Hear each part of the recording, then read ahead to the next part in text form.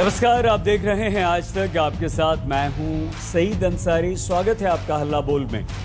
दिल्ली और हमारे देश की प्रतिष्ठित जवाहरलाल नेहरू यूनिवर्सिटी एक बार फिर से विवाद में है।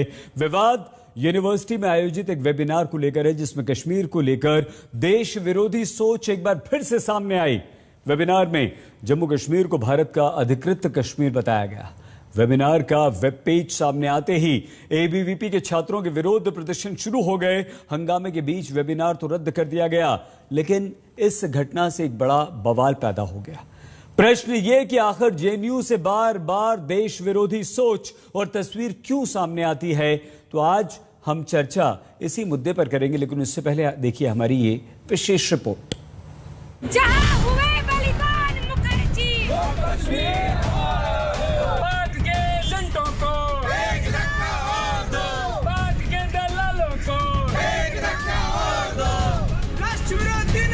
कश्मीर के मुद्दे पर जेएनयू एक बार फिर विवादों में। प्राणों से प्यारा है।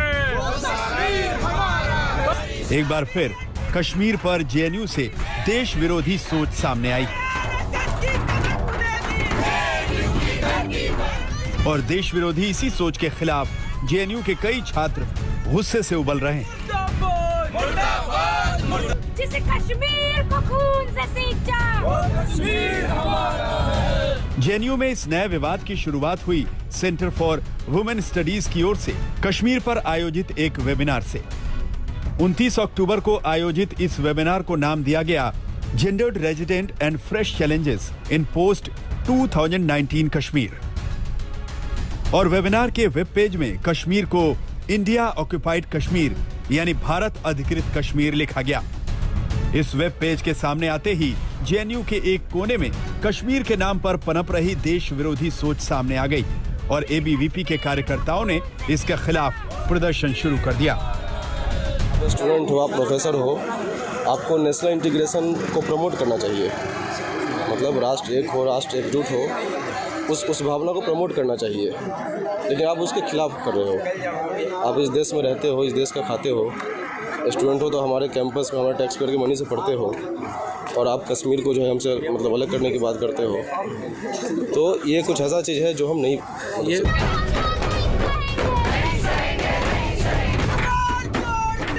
प्रदर्शन और हंगामे की खबर मिलते ही जेएनयू प्रशासन ने आदेश जारी कर वेबिनार रद्द करा दिया और प्रदर्शन कर रहे छात्रों का आरोप है कि वेबिनार को विभाग के शिक्षकों ने इजाजत दे दी थी। ऐसे में उन शिक्षकों पर भी कार्रवाई होनी जरूरी है। बिल्कुल हम कानूनी कार्रवाई का मांग करते हैं और हम मांग करते हैं कि जेएनयू में जो भी सेंटर फॉर वीमेन स्टडीज़ के जितने भी प्रोफेसर्स हैं जिनके अप्रूवल द्वारा ये हुआ है, उन पर एक कमेटी बैठे और जब तक इस कमेटी की रिपोर्ट नहीं आ जाती उस सारे सेंटर्स के उस सेंटर के सारे प्रोफेसर को सस्पेंड किया जाए। और साथ में एक इंक्वायरी जेएनयू के रजिस्ट्रार और SSS डीन के ऊपर भी हो कि आपने कैसे इस वेबिनार को परमिशन दिया बिना डिटेल मांगे। कश्मीर पर जेएनयू में नया विवाद शुरू हुआ तो सियासी पार्टियां आमने सामने आ गई। किसी ने इस घटना को अर्बन नक्सल से जोड़ा तो कोई शब्दों को संभालकर आलोचना करता नजर आया।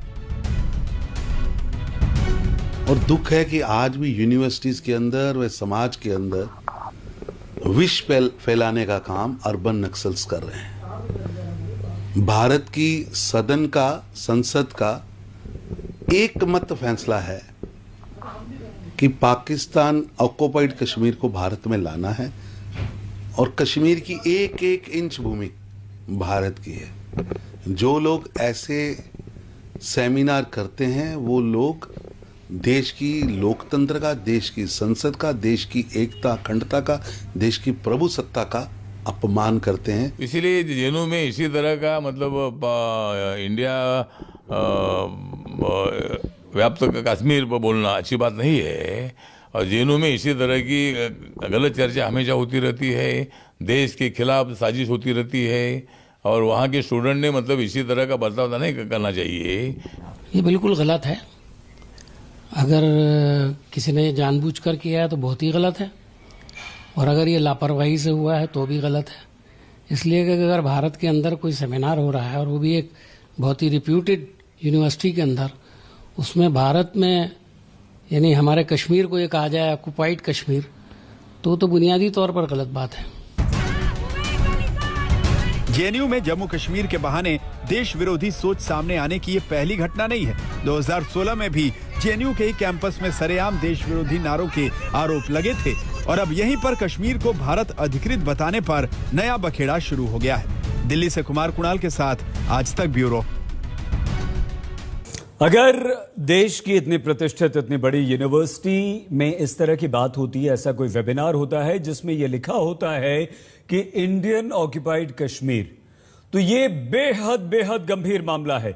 ये सीधे सीधे विवाद ही नहीं बल्कि सख्त कार्रवाई वाला मामला है। हमारे साथ प्रेम शुक्ला जी, हमारे साथ प्रोफेसर प्रवेश चौधरी जी, प्रोफेसर सौरभ शर्मा जी, प्रोफेसर दिनेश वार्ष्णेय जी और सनी धीमान जी, माजिद हैदरी जी, आप सभी हैं।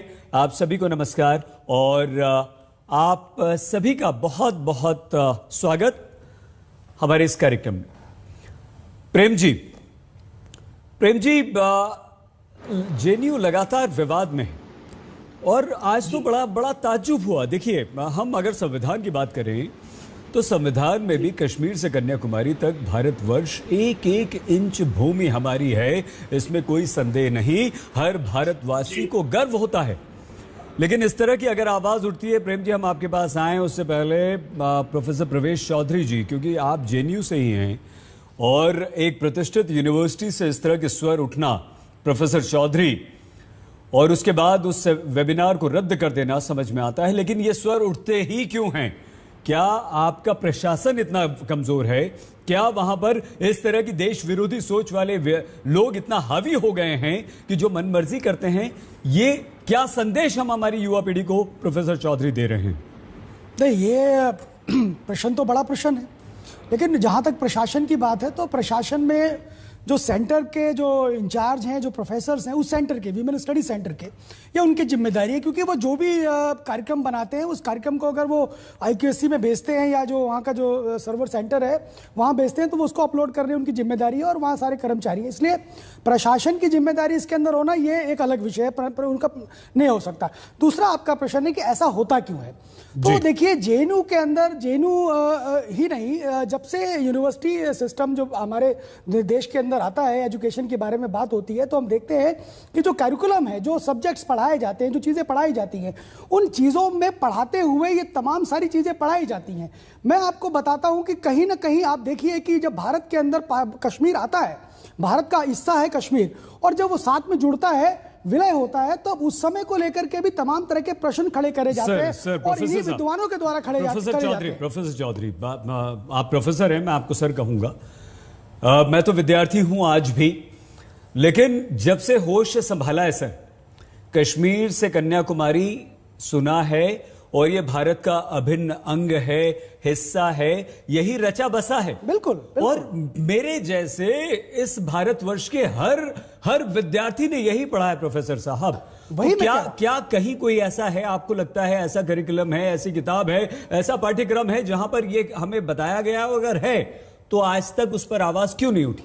यही प्रश्न है ना, यही प्रश्न है कि पाठ्यक्रम के अंदर बदलाव, जो न्यू एजुकेशन पॉलिसी आ रही है वो इसी काम को करेगी, इसी काम को करेगी। आप देखिए कि प्रधानमंत्री जब अयोध्या के अंदर भगवान राम के मंदिर का शिलान्यास करते हैं, उसका पूजन करते हैं, तो वो एक अपने भाषण में क्या कहते हैं? उसमें कहते हैं कन्याकुमारी से क्षीर भवानी। जब कन्याकुमारी से क्षीर भवानी कहते, क्षीर भवानी कहाँ है? जम्मू कश्मीर के अंदर है। तो आप देखिए, कनेक्ट करने की बात करते हैं। और भारत की एक परंपरा रही है, कश्मीर के अंदर शैव दर्शन आया है, कश्मीर में राम के वंशज कश्यप रहे हैं, कश्मीर के अंदर बौद्ध मत का तमाम तरह का वहां पर जाकर उनका केंद्र रहा है। तो इसलिए कश्मीर को भारत से हिस्सा से अलग करना ये अलग है। दूसरी चीज मैं सैयद भाई आपको कहना चाहता हूं कि एक तो हम ये कह रहे हैं, बार बार ये डिस्कोर्स में जाना चाहिए कि POJK और अभी तो POTL हो गया और COTL हो गया, यानी कि POJK पाकिस्तान ऑक्युपाइड जम्मू कश्मीर, जिसके लिए 24 सीटें आज भी जम्मू कश्मीर की विधानसभा में आरक्षित हैं, उसके लिए आरक्षित हैं। आप सोचिए कि हम तो आज भी उसको अपना हिस्सा मानते हैं, लेकिन यही जेएनयू जैसे संस्थान या दुनिया के देश के और तमाम संस्थान जहां पर ये वामपंथी विचार के लोग रहते हैं या वो इस तरह के विचार को फैला रहे हैं, जहां पर वो कह रहे हैं IOC यानी कि इंडियन ऑक्युपाइड कश्मीर, यानी कि जो हमारा हिस्सा है, जिसके लिए हम कहते हैं जहां हुए बलिदान मुखर्जी वो कश्मीर हमारा है, और जो कश्मीर हमारा है वो सारे का सारा है।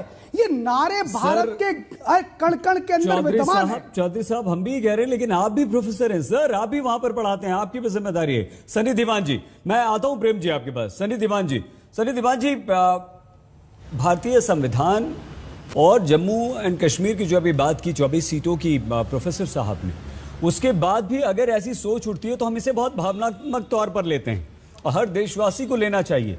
यह हमारी भावना से जुड़ा हुआ मुद्दा है। सनी जी, कैसे ऐसी बात कोई लिख सकता है, बोल सकता है, आखिर ऐसा कैसे हुआ?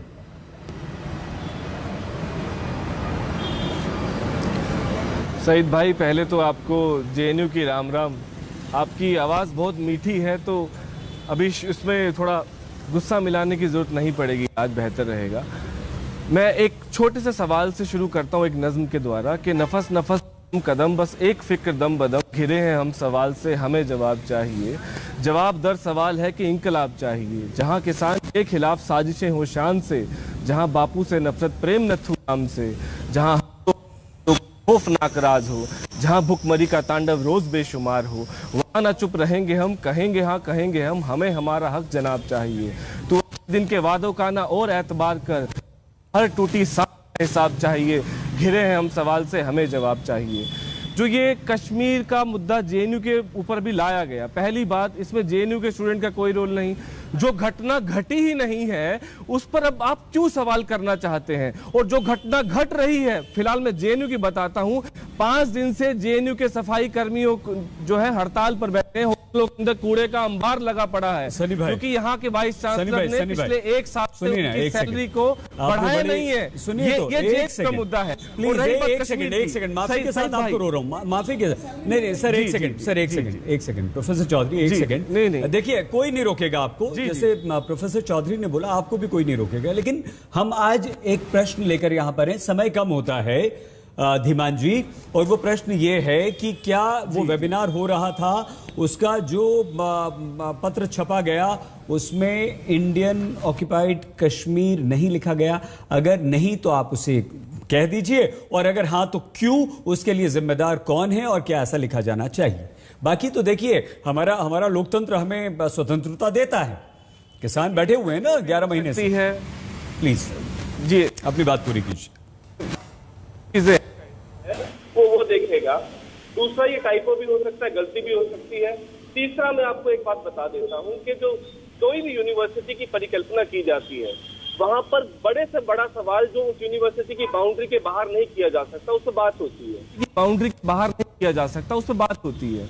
अगर मैं नहीं मानता कि कश्मीर की जो जमीन हमारी है, कश्मीर लोग हमारे हैं, और अगर उन लोगों को कोई समस्या है, उस पर कोई चर्चा होती है, और उस पर चर्चा क्यों ना हो? देश में क्या लोगों पर अगर कोई समस्या हो रही है, उस पर चर्चा नहीं होनी चाहिए क्या? अरे भैया, हो रही है तो अरे यार, हम पाकिस्तान में ब्लूचिस्ट होगी तो सनी भाई, आप एकदम डाइवर्ट कर रहे हैं यार। आप सिर्फ ये हमें बता दीजिए कि क्या गलती हुई है, बोल दीजिए गलती हुई है तो गलती हुई है। ऑक्यूपाइड कश्मीर का जो मुद्दा है, इंडिया ऑक्यूपाइड कश्मीर, देखिए, हम तो नहीं मानते, इस देश का कोई शख्स नहीं मानता कि वेरी गुड। ये देखिए, ये कितनी अच्छी बात है, कितनी अच्छी बात हुई कि आपने ये बात कही। ठीक है, कश्मीर जेएनयू के जरिए आप देश के बड़े बड़े सवाल को दरकिनार कर रहे हैं। अरे सर, कर लेंगे ना, जब उस पर चर्चा करेंगे तब आप आइएगा, प्लीज उस पर भी बात करेंगे। कोई मुद्दा नहीं। ठीक है, ओके, बहुत अच्छी बात की आज आपने बहुत अच्छी बात की है, तो विवाद खत्म करने वाली आप बात कर रहे हैं, बहुत अच्छी बात है। प्रोफेसर सौरभ शर्मा जी, सौरभ जी, कैसे हुआ ये, कहां से आया और कैसे पता चला? और अगर ये खत्म हो जाता है, अगर आयोजक ये कहते हैं कि ऐसा नहीं है गलती से, तो क्या इसके पीछे कोई साजिश है? देखिए, सबसे पहले तो शाम को 5:30-6 बजे के पास हम लोग को पता चला। मैं जब मेरे को पता चला तो तुरंत मैंने यह सारा इंफॉर्मेशन जेएनयू प्रशासन से शेयर किया, और जेएनयू प्रशासन से यह डिमांड किया as a JNU teacher federation के मेंबर होने के नाते, और यहाँ पे एक जिम्मेदार नागरिक, एक जिम्मेदार प्रोफेसर होने के नाते, जिसके फलस्वरूप प्रशासन ने तुरंत संज्ञान लेते हुए वहां के चेयरपर्सन और जो भी ये प्रोग्राम करा रहे थे उनसे डायरेक्ट बात करके इस प्रोग्राम को कैंसिल करने का आदेश दिया। और उन्होंने ये भी बोला कि अगर इस प्रोग्राम कैंसिल नहीं होता है तो इसके बाद आपके खिलाफ डिसिप्लिनरी एक्शन लिया जाएगा, क्योंकि जब भी कोई भी प्रोफेसर यहाँ कैंपस में ज्वाइन होता है तो एक कॉन्ट्रैक्ट साइन करता है, और अगर आप देश के खिलाफ बोलते हो और अगर कश्मीर पे बोलते हो, ये बताते हो कि कश्मीर गलत तरीके से ऑक्युपाइड किया गया है, तो यह हम लोग कतई नहीं सहेंगे और इसी फलस्वरूप प्रशासन ने तुरंत इसकी इंक्वायरी बैठा दी है। और मुझे पूरा भरोसा है क्योंकि कल शाम होते होते लगभग 8 बजे के आसपास हमारे vice chancellor professor M Jagdish Kumar ji का भी स्टेटमेंट आ गया कि हम इस पे इंक्वायरी कर रहे हैं। सौरभ जी, जो लोग भी इसमें शामिल हैं, जो लोग क्या बात है भाई, एक सौरभ जी, कार्यक्रम हो रहा था, वेबिनार हो रहा था, तो पता तो चला होगा ना कि कौन कर रहा है वो। हाँ, मैं बता रहा हूँ 9 फरवरी 2016 में ऐसे ही नारे लगाए गए थे, ऐसे ही कश्मीर को अलग करने की बात अभी हम इस बात की बात करते हैं, आगे आते हैं सर। एक रिएक्शन ले लें सीधे। सौरभ शर्मा उन्हीं लोगों में, एक सेकंड बीच में मत रोकिए। माहौल बनाया था पाकिस्तान। सनी जी आपके बीच में नहीं कहा गया था। प्रेम शुक्ला जी बैठे हुए हैं। प्रेम शुक्ला जी, अगर ऐसी कश्मीर हमारा है, ये देखिए, दोनों की आवाज बंद कर दीजिए। प्रेम शुक्ला जी, आपसे निवेदन है सभी से कि प्लीज बात खत्म कर लेने दीजिए, अगले सेगमेंट में आएंगे, खूब लड़िएगा एक दूसरे से, बीच में मत रोकिए प्लीज। सनी जी भी और सौरभ शर्मा जी प्लीज। प्रेम शुक्ला जी, अगर हमारे देश की एक विश्वविद्यालय से इस तरह के स्वर लगातार हमें सुनाई देते हैं तो तकलीफ होती है। क्या जब ऐसी बातें समझ में आ गई कि ऐसा कुछ हो रहा है तो पहले से कोई कार्रवाई क्यों नहीं, और आपको लगता है कि अभी भी देर हो गई, सिर्फ कार्यक्रम को रद्द कर देना, और ऐसी बात आ गई, इंडियन ऑक्युपाइड कश्मीर लिख दिया गया, वेबिनार हो रहा है उसमें ये शब्द लिख दिया गया, क्या ये गंभीर नहीं है और इस पर सरकार की क्या जिम्मेदारी बनती है? शुक्ला जी। देखिए, निश्चित तौर पर अत्यंत दुर्भाग्यपूर्ण है, लेकिन जब तक कोई अपराधी अपराध ना कर दे, अपराध करने के पहले उस पर कार्रवाई करने का प्रावधान भारतीय दंड संहिता में नहीं है, न भारतीय संविधान इस तरह की जो है अनुमति प्रदान करता है। चूंकि इंडियन ऑक्युपाइड कश्मीर जैसे शब्द का प्रयोग संप्रभु भारत के अभिन्न अंग जम्मू एवं कश्मीर के संदर्भ में जम्मू एवं जेएनयू के एक वेबिनार के कार्यक्रम में किया गया, तो निश्चित तौर पर यह अत्यंत दुर्भाग्यपूर्ण, निंदनीय और दंडनीय है। जिस तरह से भाई भारतीय संघ में जो है जम्मू एवं कश्मीर का विलय आधिकारिक तौर पर हुआ है, पाकिस्तान में उसका विलय नहीं हुआ था। पाकिस्तान ने उस पर जो है, पाकिस्तान के कब्जे में आज जो कश्मीर है वो पाकिस्तान का अतिक्रमण है। और भारत की संसद में 1990 के दशक में सर्वमत से किसी एक ने भी इस पर जो है विरोध नहीं किया, चाहे कम्युनिस्ट रहे हो, चाहे कांग्रेसी रहे हो, चाहे भारतीय जनता पार्टी के लोग रहे हो, जद डीएमके एआईडीएमके जितने भी दलों के प्रतिनिधि रहे संसद में, सब ने एक सुर में यह स्वीकार किया है कि पाकिस्तानी कब्जे वाले कश्मीर को भी भारत का अभिन्न अंग है और उसको भी भारत में सम्मिलित किया जाना है। गिलगिट बाल्टिस्तान और पाकिस्तानी कब्जे वाला कश्मीर भी जम्मू एवं कश्मीर का अभिन्न अंग होने के नाते भारतीय संघ का अभिन्न अंग है। यह स्पष्ट भूमिका होने के बाद भी आप गाहे बगाहे कभी अफजल गुरु के नाम पर नारे लगाएंगे, कभी इंडियन ऑक्युपाइड कश्मीर कहेंगे, तो यह जो मानसिकता जेल में सर कुछ तो करेंगे ना, पैदा की और यही तो प्रश्न हमारा आपसे था। हमारा प्रश्न शुक्ला जी यही था कि कार्रवाई करना चाहिए और कोई ऐसी कार्रवाई भी तो होनी चाहिए ना कि बार बार इस तरह की देश विरोधी बातें ना उठें। तकलीफ होती है ना सभी को। प्रोफेसर दिनेश वार्ष्णेय जी भी हमारे साथ हैं। सर आ रहे हैं, प्रेम जी आ रहे हैं आपके पास, आते हैं सर, आते हैं। क्या हो रहा है उस कार्रवाई में ये भी अपन देख रहे हैं ना सर।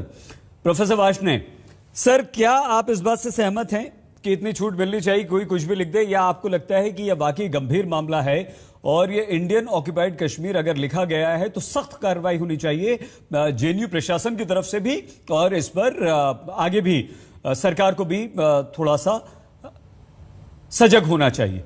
क्या कहेंगे सर आप? सईद भाई, देखिए, इससे पहले कि मैं आपकी बात का जवाब दूं, एक बात बिल्कुल सही बोली है प्रेम शुक्ला जी ने कि भारतीय कम्युनिस्ट पार्टी और तमाम पॉलिटिकल पार्टी जो इंडिया में हैं वो सर्वसम्मति से इस बात को मानती हैं कि कश्मीर भारत का अभिन्न अंग है। और इतना ही नहीं, बल्कि जो पाकिस्तान ऑक्युपाइड कश्मीर है वो भी भारत का अभिन्न अंग है। परंतु कश्मीर की जो समस्याएं हैं जो मोदी जी सॉल्व नहीं कर पाए, नोटबंदी में भी और अब भी, उस पे उनको बात करनी चाहिए वहां के आवाम से, वहां के नेताओं से, ना कि उनको जेल में डालकर। मैं माफी के साथ आपको रोककर वार्ष्णेय जी, प्रोफेसर वार्ष्णेय, अब आते हैं जेएनयू पे। अब मैं आता हूं जेएनयू पे आ रहा हूं ना, मैं आ रहा हूं भाई। उसको आप आइसोलेशन में नहीं देख सकते, आइसोलेशन में कोई चीज नहीं देखी जाती देश में। दूसरी बात, जेएनयू के छात्रों को बधाई देता हूं कि उन्होंने त्रिपुरा में जो मुसलमानों पे और मस्जिदों पे बीजेपी और जनता युवा मोर्चा द्वारा भारतीय जनता नहीं हुआ है। प्रेम जी प्लीज, उसकी निंदा करते हैं हम जो त्रिपुरा में हुआ है। अरे सर पहले हम कर लेंगे ना। प्रोफेसर वाश ने सर आप सिर्फ ये बताइए कि क्या ये लिखा जाना चाहिए था, इंडियन ऑक्युपाइड कश्मीर लिखा जाना चाहिए था या नहीं, ये बताइए आप। अब आते हैं हाँ या नहीं सर? देखिए, नहीं लिखाना चाहिए था, पर universities are matters for debate. University में अगर वाद विवाद नहीं होगा तो कहाँ होगा, मुझे बताइए कहाँ होगा?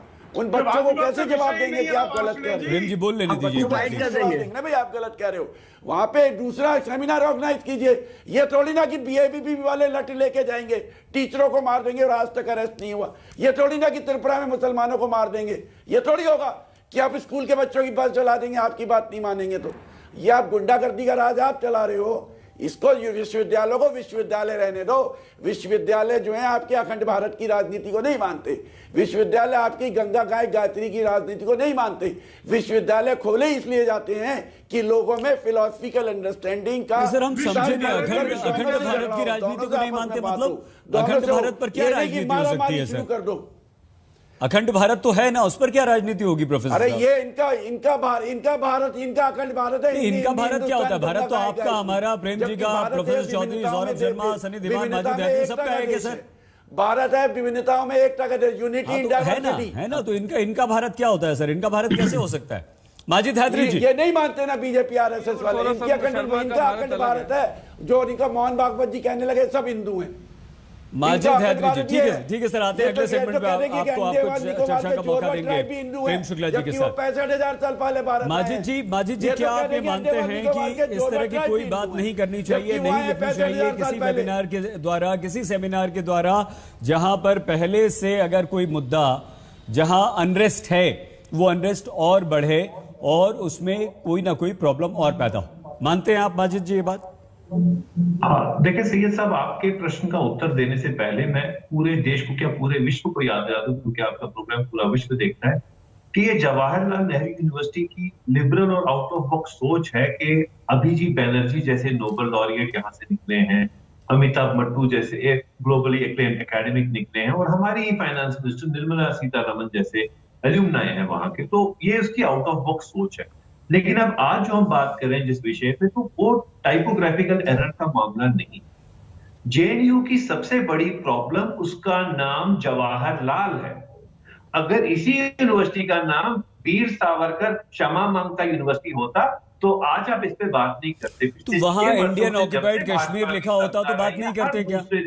माजिद जी नुक्ता निकाला जाता है। माजिद जी ये बता दीजिए, अगर मान लीजिए वीर सावरकर यूनिवर्सिटी होता और वहां पर ऐसा वेबिनार होता जिसमें इंडियन ऑक्युपाइड कश्मीर लिखा होता उसके इनवाइट में, तो क्या हम डिबेट नहीं करते? क्या आप उसे क्रिटिसाइज तब नहीं करते? या क्या प्रेम जी या चौधरी साहब या सौरभ शर्मा जी, सनी जी उसे क्रिटिसाइज नहीं करते? प्रोफेसर वाजपेयी भी क्रिटिसाइज कर रहे हैं उसे। देखिए सैयद साहब, आप यही मेरे ट्रैप पे फंस गए। मैंने कहा वीर सावरकर माफी मांगता यूनिवर्सिटी, मैंने वीर सावरकर यूनिवर्सिटी कहा। अब देखिए बात क्या है, पिछले 6 वर्षों से जो इतनी बड़ी यूनिवर्सिटी है जिससे दुनिया भर में अपने ग्लोबली एक्लेम्ड एल्यूमनाई, वो 6 वर्षों से हर चीज में नूर में उत्सुकता क्यों निकलता है जेएनयू के बारे में? आप मुझे दिखा दें भारतवर्ष में कोई एक यूनिवर्सिटी जो जेएनयू के कंपैटिबल हो, जिसने एकेडमिक एक्सीलेंस। माजिद जी यहाँ जेएनयू के स्टेटस, यहाँ जेएनयू के स्टेटस पे बात नहीं हो रही है। हंगामा बना रहे हो, हर दूसरे दिन आप सेडिशन का केस ले आते हो जेएनयू में। गुंडागर्दी होती है तो स्टूडेंट्स पे हमला होता है। जनवरी 2020 में स्टूडेंट्स पे गुंडे आते हैं अंदर, पुलिस उन्हें। इंडियन ऑक्युपाइड कश्मीर सही है या गलत माजिद हैदरी जी? क्या चीज जी? अगर किसी वेबिनार के इनवाइट में इंडियन ऑक्युपाइड कश्मीर लिखा जाता है तो ये सही है आपकी दृष्टि में या गलत, हैदरी साहब? जी देखें, ये एक सिंपल टाइपोग्राफिकल एरर का मामला है। इसका मतलब आप ये बड़ा मामला स्टूडेंट का है जो पिछले 3 वर्षों से लापता है, वो है कहां?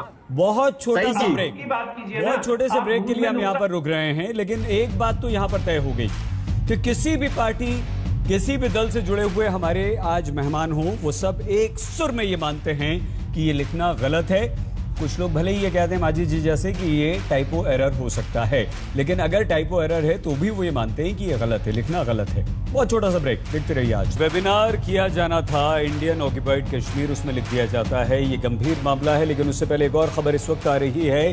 पाकिस्तान की जीत पर जश्न मनाने पर गिरफ्तारी कश्मीरी छात्रों की हुई थी, जिसे लेकर महबूबा मुफ्ती ने प्रधानमंत्री नरेंद्र मोदी को पत्र लिखा है। पत्र में मुफ्ती ने प्रधानमंत्री मोदी से सरकारी सख्ती पर दखल देने की अपील की है। महबूबा मुफ्ती ने पीएम से छात्रों के भविष्य को बचाने का आग्रह किया है। ये पत्र महबूबा मुफ्ती ने लिखा है। माजिद हैदरी जी, क्या आपको लगता है कि महबूबा मुफ्ती का जो पत्र है ये तो ठीक है, उन्हें चिंता है अपने कश्मीरी बच्चों की, लेकिन अगर पाकिस्तान जीतता है तो उस पर जश्न मनाना क्या जायज है? जी देखिए, बहुत ही अच्छा विषय है। पाकिस्तान का जश्न मनाने से भारत का संविधान रोकता नहीं। Article 19 of the Indian constitution हर भारतवासी को इजाजत देता है कि वो किसी भी नागरिक, वो भारतीय हो या भारत के हो, उसके लिए खुशी मनाए, उसके लिए पटाखे फोड़े, ये उसका जाती अपना इंडिविजुअल हक है जिसकी इजाजत देश का संविधान देता है। एक ऐसा देश माजिद जी, एक ऐसा पड़ोसी जो हमारे देश को कमजोर करता है, जो आतंकवाद को बढ़ावा देता है, जो बॉम्ब ब्लास्ट करता है, जो हमारे सैनिकों पर हमला करता है, जो कश्मीर को स्टेबल नहीं होने देता, जो कश्मीरी युवाओं के फ्यूचर को बर्बाद करने पर तुला हुआ है, उसके बाद भी हम जो पाकिस्तान इतना कुछ हमारे देश के साथ करता है, उसी के साथ हम क्रिकेट मैच खेलते हैं, क्योंकि हमारे देश की सरकार वो क्रिकेट मैच की इजाजत देती है। मैं तो कहता हूं जो क्रिकेट मैच हमारे देश की आन बान और शान पे कोई निशान उठाए, कोई उंगली उठाए, लाना चाहिए उस क्रिकेट मैच होने क्यों दिया हमारी सरकार ने क्रिकेट मैच? आप मुझे पहले वो बात बताइए। प्रेम शुक्ला जी, बेवकूफ बनाती है सरकार क्या? प्रेम शुक्ला जी, लोगों को बनाती है। मतलब हाँ, पाकिस्तान के साथ क्रिकेट ये खेलते हैं। हमारी सेना को कहते हैं कि 15 अगस्त पे पाकिस्तानी सेना को मिठाई बांटो, हमारे पाकिस्तान के बातचीत करते हैं और यहाँ के मुसलमान जनता को परेशान किया जाता है। सरकार ने क्यों होने दिया क्रिकेट मैच? देखिए, सरकार द्विपक्षीय क्रिकेट मैच नहीं अलाउ करती है, लेकिन अंतरराष्ट्रीय टूर्नामेंट्स में भी हम नहीं खेलेंगे और उससे पाकिस्तान को फायदा कर दें। ये पाकिस्तानी हित जो है वो माजिद हैदरी सोच सकते हैं, लेकिन सामान्य भारतीय नहीं सोच सकता। और ये संविधान की गलत व्याख्या कर रहे हैं। संविधान में शत्रु देश की जीत पर जो है जश्न मनाने का कहीं पर किसी प्रकार का विशेष उल्लेख नहीं किया गया है। संविधान को ये जो है अपने हिसाब से किसी भी तरफ पढ़कर उसे कोई भी अर्थ निकालकर यदि कोई गतिविधि करेंगे तो वो देशद्रोह की कार्रवाई का उनको सामना करना पड़ेगा, और देशद्रोह की कार्रवाई का सामना उनको करना पड़ रहा है। अब जहां तक बात कल यूनाइटेड नेशंस में पाकिस्तान पार्टिसिपेट कर रहा है, हमारी सरकार का यूनाइटेड नेशंस छोड़ देगा, भारत जीएटीटी छोड़ देगा। बीच में ना चिल्लाएं, मैं आपके बीच में नहीं बोल रहा था। देखिए, और शांति से नहीं कहा है कि पाकिस्तान शत्रु देश है। ठीक है, माजिद जी बोल लेने दीजिए प्रेम जी को। अच्छा, सुन लेते हैं, महबूबा मुफ्ती को सुन लेते हैं एक बार।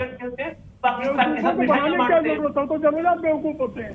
अरे बोल लेने दीजिए ना माजिद जी, एक एक करके बात करेंगे, प्लीज कंप्लीट कीजिए। और ये सवाल, ये प्रश्न तो देश के लोगों के मन में भी आया ना प्रेम शुक्ला जी की, जब इतना तनाव है तो हम क्यों हमारी सरकार एक बार मना कर देती बीसीसीआई को, बीसीसीआई क्या मना कर देता सरकार को, गिरी साहब हम तो खेलेंगे ही खेलेंगे। सही भाई, मैं उसी का उत्तर दे रहा हूँ जी। हम उनके साथ द्विपक्षीय मैच नहीं खेल रहे हैं, लेकिन अंतरराष्ट्रीय आयोजनों में अब जो है हम उसके साथ बायलैटरल टॉक्स नहीं कर रहे हैं, लेकिन यूनाइटेड नेशंस में हम वो भी बैठा होता है, हम भी बैठे होते हैं। तो क्योंकि पाकिस्तान का हमारा विरोध है, हम यूनाइटेड नेशंस छोड़ दें, हम जो है कॉमनवेल्थ मैच की बात हो रही है, सीधे आम आदमी को समझाइए ना प्रेम शुक्ला जी। अंतरराष्ट्रीय, मैं वही बता रहा हूँ आपको कि अंतरराष्ट्रीय टूर्नामेंट में मैच की बात कीजिए ना, छोड़ देते तो फायदा होता ना, पाकिस्तान का फायदा करने पे शहीद हमीद तैयार हो सकते हैं, शहीद हमीद को लाभ हो सकता है, यहाँ पर जो है को लाभ हो सकता है, लेकिन सामान्य ठीक है, आपका सवाल, आपका जवाब हो गया।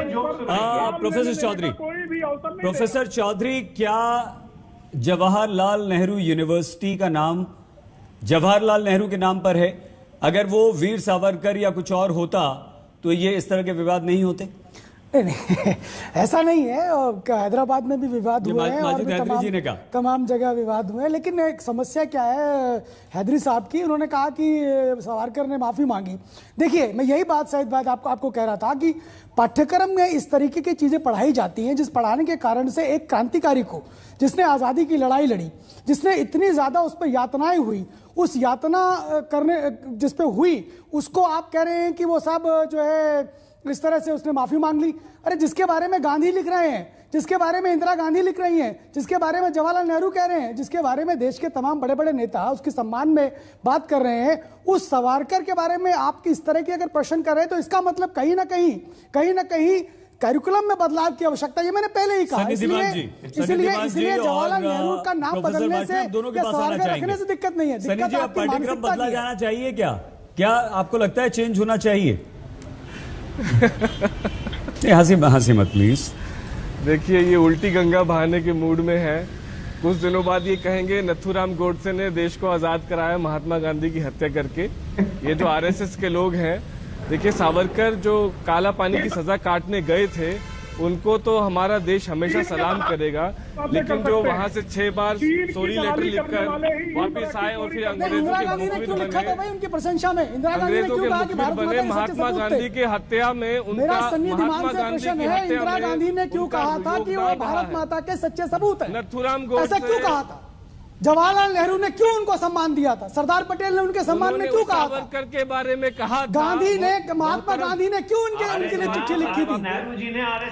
इसलिए आप कम से कम फैक्ट्स को जानिए, आप कम से कम इतिहास को ठीक से पढ़िए, क्योंकि आप इतिहास को पढ़िए ठीक से। इतिहास आपने नहीं पढ़ा, यही समस्या है। जवाब इसी बात को मैं बार बार कह रहा हूँ, ये जो पाकिस्तान परस्ती सोच, ये वामपंथ की सोच, देश विरोधी सोच, ये हो क्यों रही है? क्यों हो रही है? क्योंकि पाठ्यक्रम में बदलाव की आवश्यकता है। आया और महात्मा गांधी की हत्या में जिसका योगदान रहा है, और पहली बात मैं आज हम यहाँ कायरों पर चर्चा क्यों कर रहे हैं? हमें चर्चा करनी इस पर भी बहुत सारी समस्याएं हैं कि नथुराम गोडसे, नेहरू और तमाम सारा विषय कैसे आता है। प्रोफेसर कुछ कहना चाहते हैं आप? आइए प्लीज। ये सारा विषय भी आपको जान लेना चाहिए। अंग्रेज यहाँ पर बैठे हुए हैं। 1 मिनट सनी, 1 मिनट। सईद जी, ये यूनिवर्सिटी किसी के भी नाम पे होती, और अगर ऐसा प्रोग्राम होता तो एज अ नेशनलिस्ट प्रोफेसर होने के नाते मैं इस प्रोग्राम का विरोध करता। और आप ये देखिए, जेएनयू में ये प्रोग्राम पहली बार नहीं हो रहा है, ये प्रोग्राम पहले से ही होता आ रहा है। जो 70 साल की जो 70 साल से एक एंटी इंडिया मूवमेंट चल रहा है, और पिछले 50 साल से जो जेएनयू में तमाम ऐसे प्रोग्राम होते आ रहे हैं। प्रोफेसर शर्मा को सुन लीजिए आप। प्रोफेसर शर्मा को सुन लीजिए प्लीज। भारत विश्व गुरु बनने की ओर अग्रसर है। प्रोफेसर शर्मा अपनी बात कीजिए। भारत विश्व गुरु नहीं बनना चाहिए, भारत विश्व गुरु नहीं बनना चाहिए। लेकिन आप लोग, सबसे पहले तो मैं बहुत खुश हूँ कि पिछले 5 साल के बाद आज यह माना कि कश्मीर इंडिया का एक अभिन्न अंग है। यही लोग 9 फरवरी में बहुत आगे आके बोलते थे नहीं, कश्मीर पे डिबेट होनी चाहिए, कश्मीर पे डिस्कशन होनी चाहिए। यहाँ पे कादरी जी, माजिद हैदरी जी क्या बोल रहे हैं कि मतलब टाइपो एरर हो गया था। दिमाग का एरर आप लोग पहले सुधारिए। कश्मीर में बैठ के जो पूरे यूथ को बिगाड़ रहे हैं और ऐसे लोगों को आप सपोर्ट कर रहे हैं, मुझे लगता है कि आपको एक बार दोबारा सोचना चाहिए। और जेएनयू में ऐसे लोग आज भी हैं जो देश के खिलाफ सोचते हैं, जो कश्मीर को भी मानते हैं कि वहां पे हुआ है। प्रोफेसर वाजपेयी, क्या बाकी जेएनयू में ऐसे लोग हैं जो देश के विरुद्ध सोचते हैं? और आपको लगता है कि पाठ्यक्रम में जो बदलाव की बात उठा रहे हैं प्रोफेसर चौधरी, उस पर विचार कम से कम किया जाना चाहिए? ऑब्वियसली विचार किया जाना चाहिए। और जिस तरीके से एक तरफा यहाँ पे शर्मा, 1 सेकंड पाठ्यक्रम पढ़ाया गया है, प्रोफेसर वाजपेयी, यहाँ पे एक Saurabh ji 1 second please. Sir Saeed भाई, देखिए, पहली बात तो ये जान लेना चाहिए कि जो वीर सावरकर थे वो वीर नहीं थे, वो माफी वीर थे। अगर वो ये कहते हैं कि उन्होंने आजादी के आंदोलन, तो उन्होंने छूटने के बाद क्या किया? छूटने के बाद भी तो उन्होंने सांप्रदायिकता की, छूटने के बाद भी तो उन्होंने ये कहा कि इंडियन नेशनल आर्मी में मत जाओ, अंग्रेजों की सेना में शामिल हो। छूटने के बाद भी तो उन्होंने ये कहा कि ये कम्युनिस्ट, अरे भैया, इंपीरियल होटल में गॉडसे को जो रिवॉल्वर पचवाई, वो किसने पचवाई? इंपीरियल होटल में गॉडसे को रिवॉल्वर किसने पचवाई? गांधी की हत्या के लिए तो बताओ ना, कौन थे वो 2 आदमी? वो किससे मिल के आए थे दोनों आदमी? पहले इंपीरियल होटल में गॉडसे ने गांधी की हत्या के लिए जो रिवॉल्वर पहुंचवाई गई, वो तो आदमी किससे मिल के आए थे उससे पहले, ये तो बता। और उसी सरदार पटेल ने RSS बैन की थी। सरदार पटेल ने कभी वीर सावरकर को नहीं माना, नेहरू जी ने नहीं कभी माना, इंदिरा गांधी जी ने कभी नहीं माना। आप झूठ मत बोला करो यह इतिहास को, आप झूठा इतिहास मत बताइए यहाँ देश को। और अगर वो अंग्रेजों का चमचा नहीं था, सूचक नहीं था, इन्फॉर्मर नहीं था, तो अंडमान निकोबार की जेल में उसको तेल पिलाने की बजाय क्लर्क क्यों बना दिया, वकील नवीज क्यों बना दिया? अरे बताओ ना यार, उसने छूटने के बाद क्या किया बताओ। अगर वो माफी वीर नहीं था, अंग्रेजों का एजेंट नहीं था वीर सावरकर, तो छूटने के बाद उसने क्या किया ये बताओ ना। छूटने के बाद उसने वही किया जो अंग्रेज चाहते थे, सांप्रदायिकता फैलाना, हिंदू मुसलमान करना, टू नेशन थ्योरी को आगे बढ़ाना, देश को बंटवारे की ओर ले जाना। तो वो तो उसने किया और किसने किया ये सब? अरे उसी ने तो किया, प्रेम शुक्ला। अरे तुम इतिहास को क्यों झुठलाते हो यार? आप तो पढ़े लिखे नहीं हो इस मामले में। कम्युनिस्ट करना चाहते हैं आपके चिल्लाने से इतिहास के अच्छा नेशनल गाइड के कागजों पर। प्रेम जी, प्रोफेसर वार्ष्णेय, आप दोनों को यहाँ पर हम रोक रहे हैं, और रोक इसलिए रहे हैं कि जेएनयू से एक बार फिर से एक ऐसा स्वर आया, एक ऐसी आवाज आई कि वो देश विरोधी स्वर था। और बार बार जेएनयू विवाद में क्यों? लेकिन प्रोफेसर चौधरी बार बार ये कह रहे हैं इस कार्यक्रम की शुरुआत से कि हमें अपने पाठ्यक्रम में बदलाव करना होगा, लेकिन प्रोफेसर वार्ष्णेय ये कहते हैं कि आप इतिहास को गलत पेश कर रहे हैं, कोई बदलाव की आवश्यकता नहीं। आप सभी का बहुत धन्यवाद इस चर्चा में शामिल होने के लिए, लेकिन देश की कीमत पर कुछ नहीं, देश की अस्मिता, उसके सम्मान के साथ कोई भी समझौता कभी बर्दाश्त नहीं। प्लीज अपना बहुत ख्याल रखें। जेएनयू में एक वेबिनार होना था, उस वेबिनार में एक शब्द का इस्तेमाल किया गया, इंडियन ऑक्युपाइड कश्मीर। कश्मीर पर यह सेमिनार था और ये देश की भावनाओं को आहत करने वाला एक सेंटेंस था, जिस पर हंगामा हुआ, बवाल हुआ, वेबिनार को रद्द कर दिया गया। देखते रहिए आज तक।